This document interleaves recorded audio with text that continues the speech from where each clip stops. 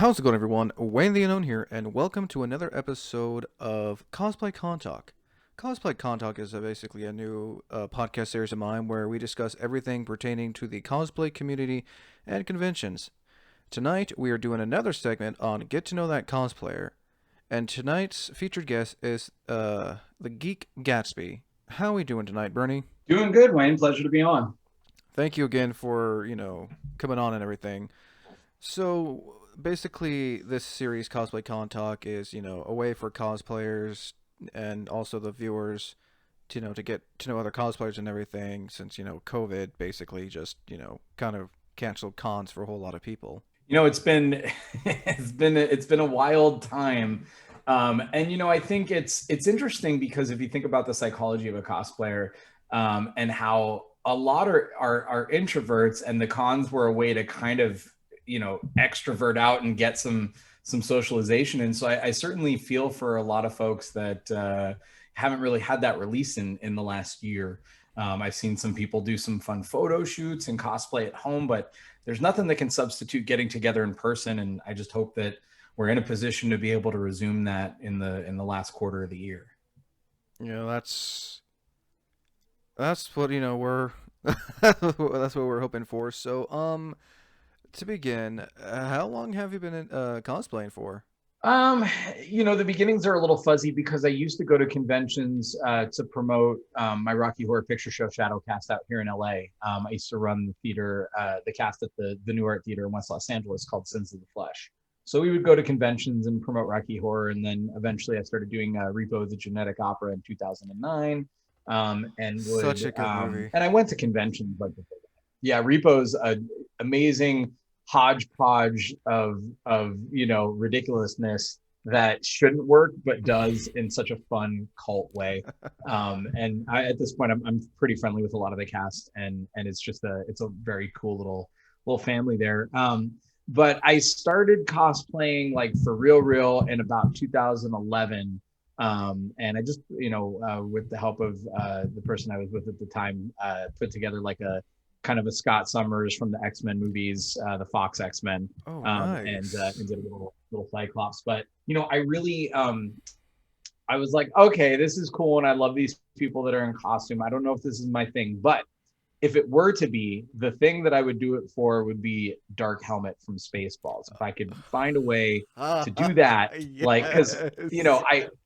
I want to be, I like being unique characters. I like being why, like, really large personality characters. And I also like being, I don't want to be the 1200th, stormtrooper, or the 50th Deadpool you saw that day, right? Now I love those costumes, Oh but yeah, that's just no. not for me. I want to be the one where I don't even, I don't want people to like cafell over like, oh, this is so gorgeous and amazing. Like, I love that knowing little nod and a point, and it's just like someone looks at you and they just kind of eye and they're like, yeah, man. Yeah. Like I've gone to cons since oh god, 2017, and looking online and everything, I've probably seen like one movie actor. I mean, I'm not trying to, just another cosplayers who do it, but I've seen like one movie accurate looking Darth Helmet from Spaceballs. And that was probably me. If it's the one where the one that gets shared a bunch, originally it was me holding a coffee cup next to a guy in a white suit at San Diego, and it's just like a candid shot someone took, and it keeps getting reshared on Reddit as like best costume at Comic Con, and I'm like, yeah, Comic Con 2013 or something. But every year that one gets shared. But there's also one a lot of the Star Wars groups share, that's me outside of WonderCon in Anaheim, and I'm standing next to a Darth Vader, looking at him all like side-eyed. And then there's one with a Vader holding his arm out, and I'm doing the Dark Helmet against Lone Star, where he's kind of running out, and Lone Yeah, Star's just holding it out. Yeah. I'm looking at the pictures right now on your Instagram, and that's just I think yours is probably the one I've seen a lot. I remember seeing a Dark Helmet cosplayer. It was on a YouTube channel. It was on a YouTuber named he's also a cosplayer, D Pity, and in one of his videos was a Dark Helmet cosplayer. that would be me in every one of his videos. Oh, so you? Oh, nice. That's like nice. I mean, I'm just looking at it now, and uh, how?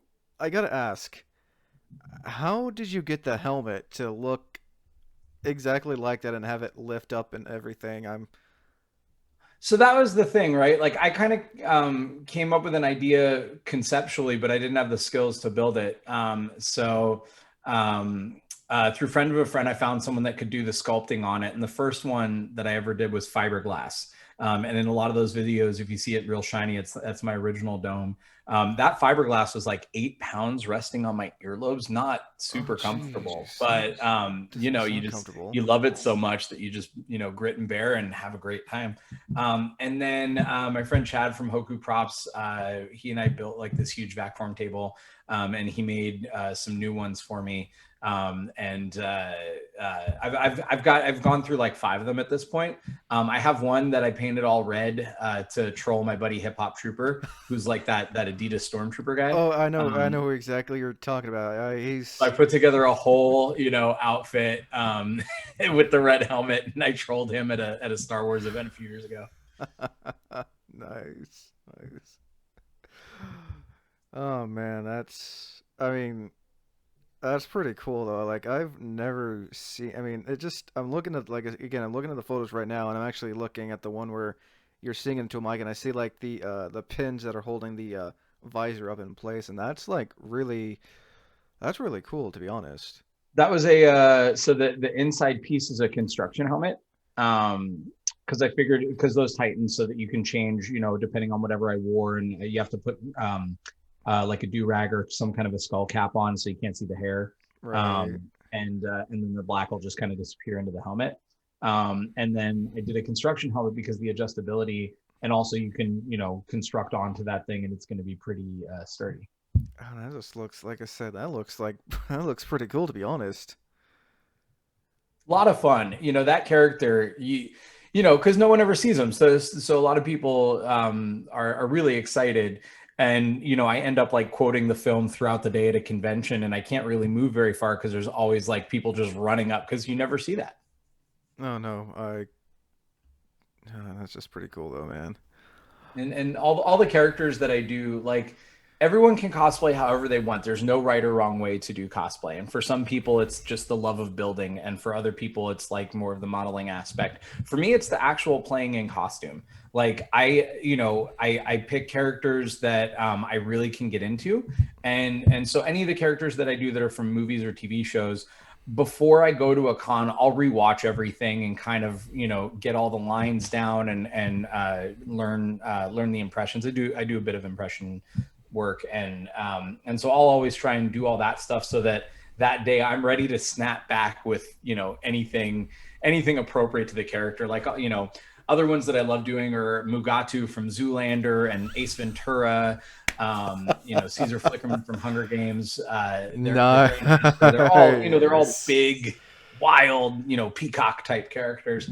And so for Ace Ventura, if anyone even asks me a question, I'm like ready to go. That's a rather personal question, and I'll thank you to stay out of my affairs.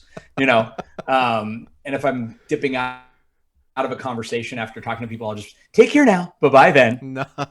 Nice. That's oh man. So what was your very first con that you went to? Um, well, like I said, I was going to them back in the, pre cosplay days. So, I mean, I went to San Diego because I'm in LA, so it's not far. And stuff like that. And the first one that I cosplayed at was the very first LA Comic Con in 2011. And that's when I did Cyclops, and it's the year that, for anyone that is listening that knows LA Comic Con, that was the parking lot year. They turned the parking lots behind Kensha Hall into a convention space. I guess the rest of the convention center had been taken up, and they wanted to do their thing. So So kind of like um, a farmer's market in a sense. a little bit, yes, but it's an underground parking. So but they didn't carpet it. So holy cow, walking around on concrete all Oh, that's day, just gotta like a your little legs and feet rough just on the gotta knees. hurt. Oh, Yeah, yeah. that's But gotta that was hurt. yeah. And then it was the next year that I was like, I've never done San Diego in costume, and that's how I wanted to debut the dark helmet. And so I remember I went to the WonderCon that year as a Ghostbuster, and I'd gotten a pack for Christmas, and then I was like, all right, well, if I'm gonna do San Diego, I want to do the dark helmet thing, and it just like it was such a huge deal, and really kind of took off, and I was like, okay, this is really awesome. I want to keep doing this. What are the next characters? Nice, nice, nice. So it sounds like you like to cosplay a lot of characters from like movies like from the late 80s and early 90s. Yeah, I think that there's a lot of fun, wild, tacky, even outlandish characters, and I think that I personally have a lot of fun doing that. But I also host a lot of things, and I tend to also slide into characters that I think would make good hosts. You know what I mean? And so I do think about that. Well, if I'm going to be hosting the masquerade at this convention over here, or if I'm going to be hosting this after party and things like that, do I like Dark Helmet? I don't really want to host as, because that's not going to be super comfortable. But these other characters are great for that. Whether it's comfort or just they're so loud and wild that it makes for a good persona. So that goes into it as well. I mean, there's certainly some characters that I do that are more traditional, like Doctor Strange. But yeah, I tend to pick very vocal people. Nice. Yeah, I remember when Ali suggested you, she was telling me that you've actually hosted some cons. Mind sharing a little bit about that? Sure. I was hosting at Rocky Horror Picture Show for so long, and I'm actually the only person that's traveled around. Like people from the different casts can like get in contact and guest perform when they visit a new city as different characters. But generally speaking, the hosts, that's not like a traveling thing, because you usually need to have an idea for what the rules are you need to convey to the audience, and then each area is just a little different. But I had a really, really edgy kind of a spiel that I did, like a routine, and I could condense it to whatever anybody's pre-show length was, and I would always send them my script ahead of time and things like that. And like, here's how I do it. Here's video. And so I actually traveled around the country hosting Rocky Horror Picture Shows in different cities as a guest host. And when I came to conventions, I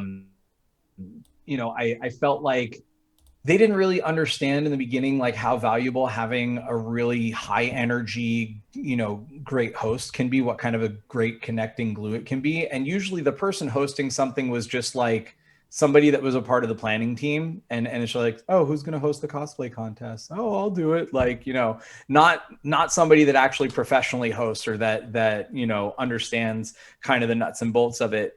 And so as I started going to the cons and going, okay, this is cool, but it would be better if kind of this was a thing, I started finding opportunities to host and building up a resume, and getting a reel together and going, look, this is what I can do, and what I can bring to the convention, not to mention connections and things like that. And so I really kind of wanted to build my profile as a host, much less as a cosplayer specifically, even though I super love doing that, and that's the gateway into it. But I wanted to be a hype man on the mic, and it's a lot of fun. And that's I have to say I think that sounds like a pretty cool thing to do. How long have you been hosting conventions? Um, in the Comic Con space for the last 8 years or so. But overall, I mean, I was doing Rocky Horror Con since '99, and hosting portions of that. So been a good minute on the microphone. Very nice. That and you anyway. So you've been hosting since 1999. Yeah, it's funny because Nice. I did like performing stuff when I was a kid, and then I kind of got away from it for a little while. I grew up with a family that did a lot of entertainment stuff, and while was a part of all that, I kind of was like, I don't want to do what everybody else is doing. And then as I got away from it in high school, I started feeling that call again, and Rocky Horror was kind of just a way to get comfortable and do some performing kind of things. And then when the host role opened up, at one of the local shows, I was like, ooh, give me that. I want to do that. And partly because it's the only part of Rocky Horror where you're not tethered to a 30-foot measuring stick right behind you. You know, when you're playing those characters, like people can watch you or watch the movie or both, but how are you going to draw attention away from the movie? Like you got to come up with all these different things, and you're just going to always be compared to what's going on right behind you with the shadow cast. But the host, man, that's like doing 30 minutes of stand-up. It's great. Like, and it was really, really cool to start doing, and you know, start kind of in the path that other people had done before me, and then, you know, figure out my own way to tweak it and make it my own. And, you know, I've done some stand-up comedy and stuff, just not because I ever wanted to be a stand-up comic, but because I just thought that would be a great experience and great growth for getting up on stage and entertaining people in more of a warm up and you know, MC capacity. Nice. Now, what would you say have to say your favorite cosplay is that you've done in the past 10 years you've been, you know, cosplaying? Oof. I mean, a lot of it, I'm pulling up my I'm pulling up like a Pixar thing that I did with like most of my costumes, just to kind of reminisce a little bit. I would say, oh, it really does kind of go back to Dark Helmet. He's just so extra that it's super fun. I could give you a top three. It would probably be Dark Helmet, Mugatu. Mugatu is so sassy and fun. Most definitely. Totally is. We're gonna record now. All right. So you were saying your top three favorite were Yeah, it's Mugatu, so Dark Helmet, Mugatu and Mugatu and Dark Helmet, like they really have to be two of my favorites. But for the third spot, so I mean, like, you know, Tony Stark is a great hosting character. I do it with like a gauntlet and a helmet, but everything else I'm in a tux, so it's a little more comfortable. Littlefinger from Game of Thrones, super fun. But I'll tell you, and looking back at this stuff, Ric Flair. Wait, Ric Flair's got to be my number three. Wait, the wrestler Ric Flair? The wrestler Ric Flair. Oh my. If you haven't seen the photos of that, like I went super big. The robe is freaking gorgeous, blue crushed velvet with the silver and white you know, trim to it, and the white feather boa. I go and I get spray tanned every time I go to the con as that. I've got the WCW Pound of Gold Championship belt with the little white trunks and everything. You know, rocking you know, got the diamond ring, got the, you know, fake Rolex watch, the Carrera sunglasses, everything head to toe, just dripping in Ric Flair, doing impressions the whole day. When I do Ric Flair, you will hear me on the con floor, no matter what the con is, before you ever see me. Because every time I walk by people that know, they're just like, woo! And we're just doing that thing like the Jay Lethal, the Rick and Jay Lethal bit, which is like wooing back and just woo, woo, woo, you know. Oh my, yeah. No, I'm styling and profiling my way all around the con. I'm looking at it right now. Oh yeah, I'm looking at the Mugatu one. I also hope you don't mind me looking through your Instagram. I also seen that you've done Admiral Thrawn from Star Wars. Sure have. Thrawn is fantastic. You know, I read all of that, you know, the expanded universe books before Star Wars became cool again. Like, you know, by the time the prequels started coming out, you know, I had read the dozen or so books that existed from Del Rey at the time. And you know, when Timothy Zahn brought out the Thrawn trilogy, you know, those were sci-fi altering books. They were fantastic. And you know, if I was going to do anything in Star Wars, it was going to be Thrawn. Very nice, very nice. And I'm also looking at your I'm looking at your version of Dark Helmet as Hip Hop Trooper. So we were hosting this is a huge May the 4th be with you event at the RMA in Riverside, maybe 2016 or 17. And so this is like a 1,500 person concert event, basically. Like the place is almost sold out. It's packed to the brim. There were probably about 3,000 people in total, but like 1,500 inside the auditorium, and then 1,500 in there. They had this little expo thing outside, and and we're up on this like huge stage, and he's DJing, and he's doing this whole thing, and people are dancing and everything, and I just roll out up on his DJ booth and start messing with his gear and scratching and everything. It was hysterical. Oh man, that it seems like you've definitely like had the huge experience going to all these major events and just being a host and everything. That's got to be like some pretty cool stuff, honestly. Oh, it's super fun, and it's super fun to to go to new venues and new events and meet a new section of the cosplay community. And there's just so many awesome people all over the place. 2019, I had one of my coolest experiences ever, and this is part of why I was just 2020 was so devastating with everything canceled. I'd gotten like a bucket list item notched off the list, and I was brought out to host during New York Comic Con, and I was hosting Madison Square Garden, like all the big stuff that they're doing at Madison Square Garden, the Star Trek panel, the Walking Dead panel, like all of that stuff. My Hero Academia, like all these awesome properties that I love and huge fandoms, and I'm hosting at one of the most famed venues in the world, MSG. That was the coolest thing ever. Oh my god, that was Wait, such a what's blast. MSG? Madison Square Garden. Oh, Madison's. Oh man, that just sounds like a fun life, but I can't imagine just like the cost of like going to these places is not cheap. Nope, it definitely is not.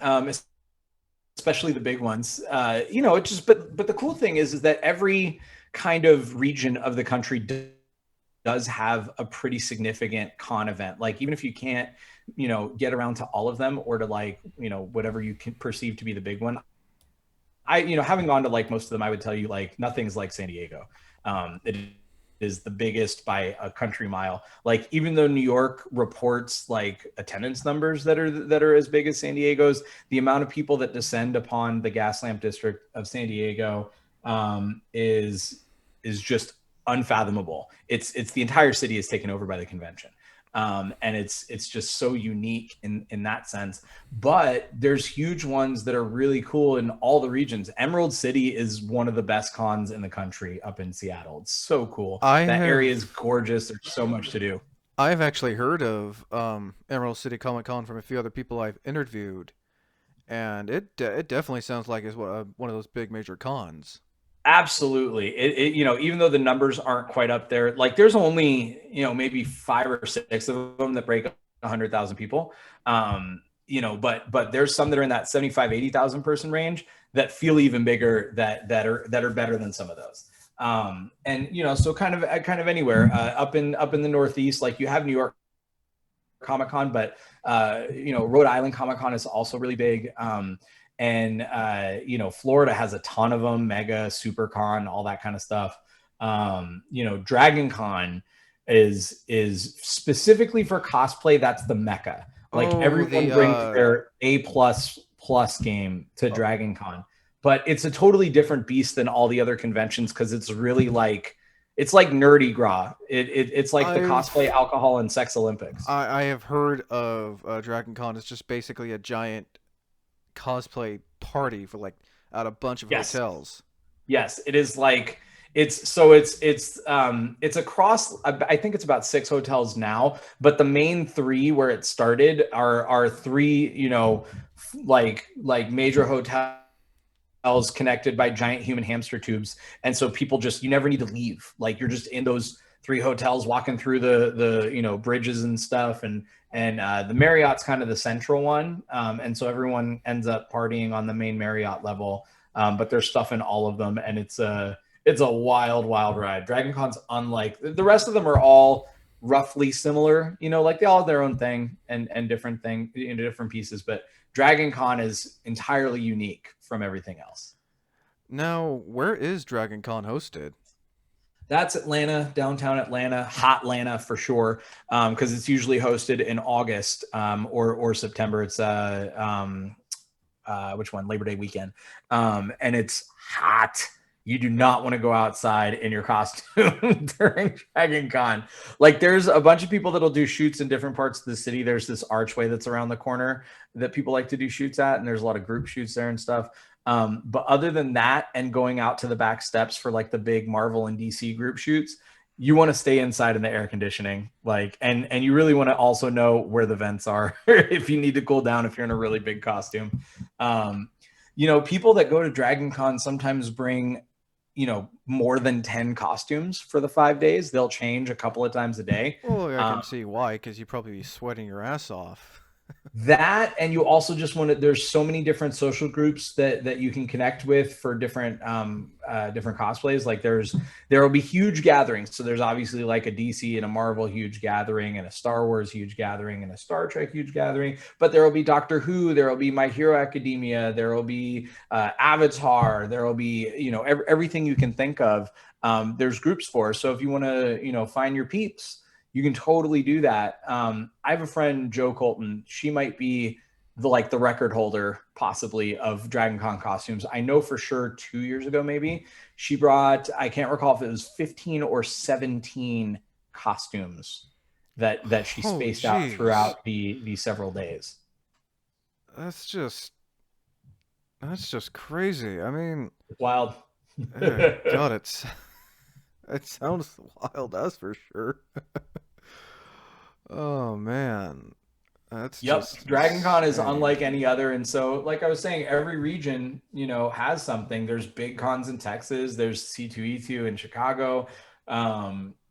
There's something all over. So no matter where you are, and whoever's listening, you can find a really, really awesome con, and there's no reason to be jealous of the places that you haven't or can't go to, because there's something that you can do that's the same fun that we're having everywhere else. No, most definitely. So I gotta ask, any advice for those who are considering, hosting a con? What advice would you give for those who are wanting to host a con or thinking about host as in be a mic person, or host as in produce? Like what you do, basically, like how you started out. I've done both, but when it comes to the hosting on microphone stuff, I think that there's a few things to remember to be successful. The first is to remember that your job is to pump everybody up. And that doesn't just mean pump up the crowd that's watching you, but that means pump up the people that you're bringing onto stage. So if you're hosting the cosplay contest, it's about the contestants. It's not about you. If you're hosting a panel, it's about the speaker on the panel. It's not about you. And I think that some hosts go wrong in one of two directions. Either they're just there to say the words on paper, and they don't understand that they're a part of the entertainment. But then there's the ones that take the entertainment too far, and they think that it's all about them, and it's not. And that's what I think that someone would need to understand. Like, get into it if you actually like the technique of hosting and the tactical aspect of it, and not just because you want the attention of being on stage with a big crowd in front of you, because then you will lose yourself in the desire to get more attention. And I've heard hosts take cracks at people's costumes and things like that, and that's a huge no. No, you don't do have that.